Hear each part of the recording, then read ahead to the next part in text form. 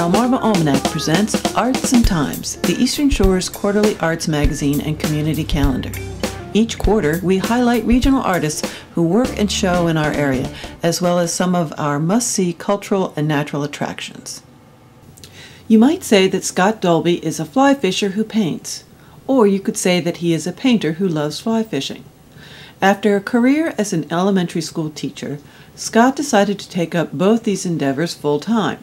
Scot is now known for his paintings of freshwater fish and landscapes. Having taught for 30 plus years,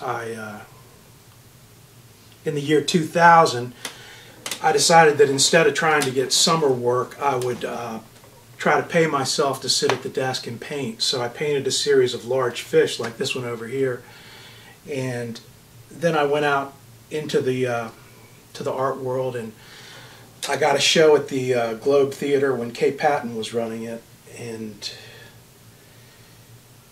she hung that show, and from then on I just spent every summer then painting full time and any other time I could find. Yeah, I stopped teaching 4 years ago and started painting full time. I was a fish painter all along and still paint a lot of fish. This is one of my more current ones, this brown trout here. I love getting into places where there's wild fish, and usually that's a beautiful place. Scot is equally passionate about fly fishing and art. One takes him to mountain streams, and the other brings him back home with inspiration for his painting. Well, when I go fishing, sometimes I'll sleep outdoors for up to a month, and having done that, it really changes your outlook on everything. Instead of looking at the world from the inside out, you find yourself looking at the world from the outside in. I'm almost exclusively a freshwater fisherman. I really love the smallest of all the trouts, the little brook trout. I love crawling across the rocks up in the mountains and finding places where there's a little pool no bigger than your bathtub and trying to drop a line in there and fool those wary wild trout. When I'm sitting around the campfire, a lot of times I'll sketch, and I always did photography when I would be out on a trip. Just seeing things outdoors spurs my imagination. Well, fly fishing and art go together, obviously, in my life. The act of being on a stream and focusing just on the act of fishing is very meditative. And many times I'll be out there and I'll want to be in the studio painting because I've just gotten a great thought or pictured something that I really wanted to paint. So they flow back and forth, they ebb and flow.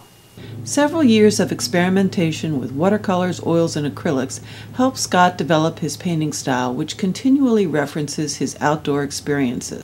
Of late, my technique, the landscapes with the spattered subtext in them, are primarily done with acrylics because I use a technique that I've developed to get those spatters in there.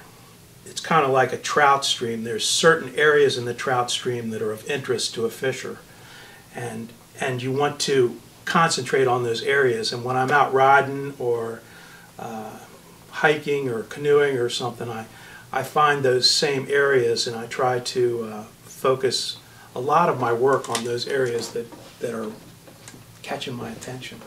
A lot of times I'll visualize it first. Sometimes I'll do pencil sketches. I really would like to do more drawing, just finding time to just sit down and work on my drawing skills. Scot paints landscapes and recently still lifes, but he keeps coming back to fish. I just try to paint things that I think I would like. I love the form of fish, and because of that I've painted many, many fish, drawn many fish. Fish is something that I've practiced over and over again. The last time I did my artist in residence, I had the children create a mural with fish stamps on it, and it really turned out great. Some of the paintings turn out to be more narrative than others. It's not always intentional. one of the things that I think is kind of interesting is when I send my paintings out to the galleries, when they don't sell, sometimes I'm happier that they don't, because when they come back to me, I say, I've got just the perfect spot for that.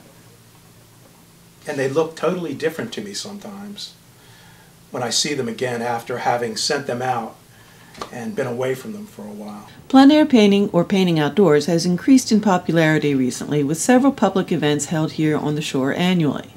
It may sound sophisticated, but Scott approaches it with his down-to-earth humor. You chase a lot more paper towels plein air painting. I love the studio. I like my music. I do two different things when I'm here in the studio working. When I'm out painting plein air, I feel kind of out of my element.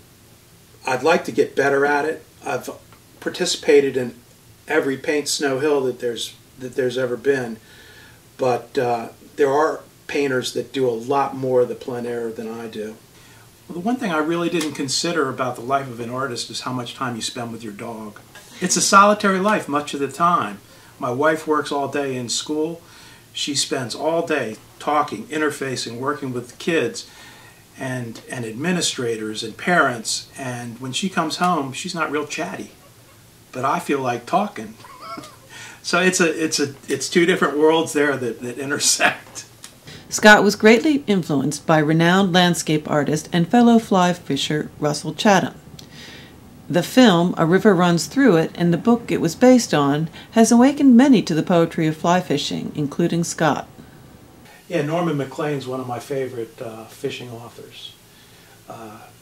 His work definitely changed the fly fishing industry in a big way. It was kind of a soap opera, though. But he wrote so beautifully, and the brother dying in it just about knocked me off my pegs, because my brother had died just very close to that time when I had read that book.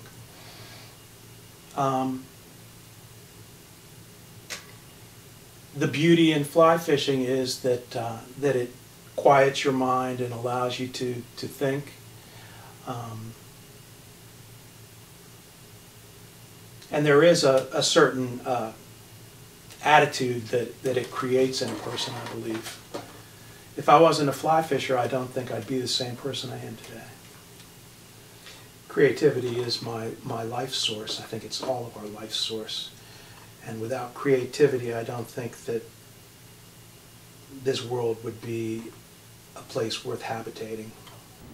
Scott has a great appreciation for the growing success of arts districts in the area.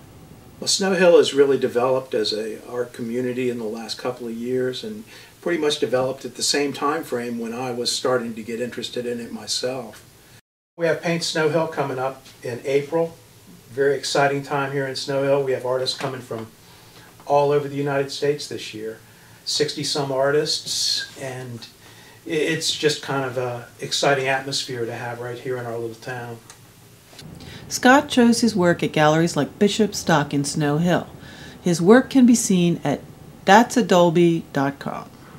While you're visiting galleries and other cultural attractions in Somerset, Wicomico, and Worcester counties on Maryland's lower eastern shore, be sure and pick up the print edition of Arts and Times. This publication is funded by Worcester County Tourism. Visit the beach and beyond. Thank you for watching this presentation. This has been a Moonshell production.